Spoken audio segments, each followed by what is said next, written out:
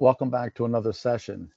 We're going to do a song today, one that I really enjoy, and that is His Glory and My Good.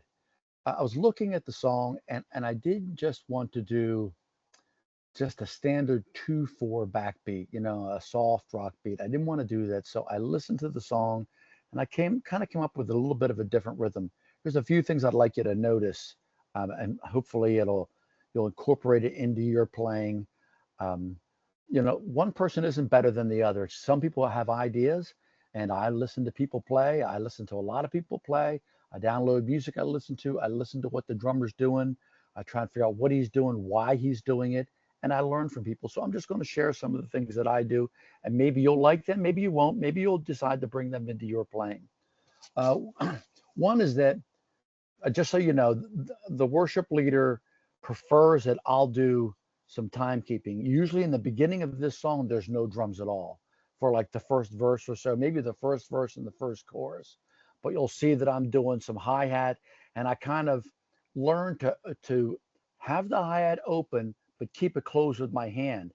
I can control it better with my hand, just opening my hand up just a little bit here and there to get the buzz on the hi-hat than my foot, because sometimes the foot won't open it up enough. Sometimes it'll open up too much and it's more of a brasher sound. But you'll notice that I keep it closed with my hand, and that it's the cymbals are already open some with my foot in one stationary position. And then I could just loosen up the hand to get the buzz that I want. And so they prefer that I do that for timekeeping, because we do have the choir, and if the choir listens to the church, the mass of people in the auditorium singing will slow it down. So we don't want them to follow them. They need more of a steady beat. So I've wound up putting that in. You'll see me do it on other songs where I'm just going to ching on the ride cymbal. I might even do it in this song also, but it's timekeeping. It really keeps everybody together. So there's nothing creative there except on how I'm doing the buzzing. Another thing for you to notice is that a lot of times I'm doing the rhythm when they're in the song, it's the verse, and I'm giving a little bit of just a regular 2/4 beat. I'll do the 2 and the 4 with the left hand, but I'll leave out a bass drum beat once in a while, and just by leaving something out creates it to be different. I'm not trying to get anybody's attention, but I'm trying to make sure it doesn't become just a stale piece of music. And so notice how I'll just once in a while leave a bass drum out. I'll skip that bass drum beat. I'll still have the 2 and 4 with the left hand, but it just kind of puts a little bit of flavor in there. Then on this little bit of a different rhythm that I'm doing, the thrust is on the downbeat, or it's on the one. And so I could have done, a 60s type rock beat where you're hitting the bell of the cymbal, you're riding on the cymbal, but on every 2 and 4, you hit the bell of the cymbal to accent it. But there's a lot of busyness there. So what I chose to do is take all the notes out on the ride cymbal except what I'm going to hit on the bell. And you'll see I'll do a 2, and I'll do a on the end of 3 and 4. So it's 1, 2, 3, and 4. You'll notice I'll do that, and I've put some other rhythms in on the tom tom and on the snare. You're going to notice maybe I might change it up here and there. This is the first service.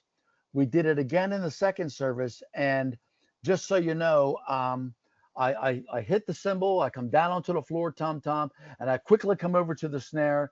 I hit the cymbal, I go down to the floor, tom tom, back over to the snare again. In the second service, I only come back to the snare the second time. I think when I was playing it the first time, it seemed a little busier than I wanted it to be, but it's still not too bad. Just notice I did something completely different.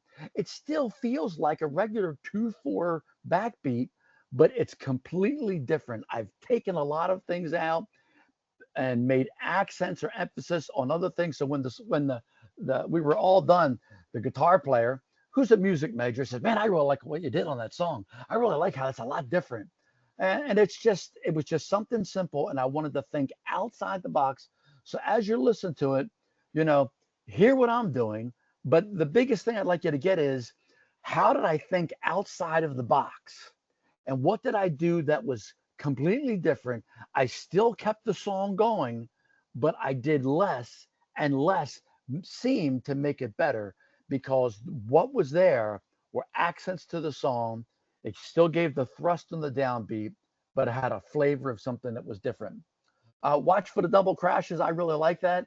I don't do it all the time, but I'll be doing something da da da da ba boom. Instead of just a crash, I'll hit ba bum. I'll get a bass drum beat and two crashes. So there's a bass drum beat in the crash and a bass drum beat in the crash. So you have to have a good foot, and you have to make sure you don't do them too quickly or too slow or too loud.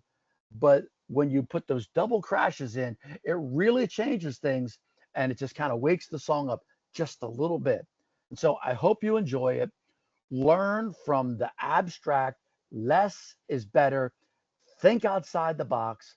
Find out what the song needs and then supply it and then use it for God's glory. See you next time.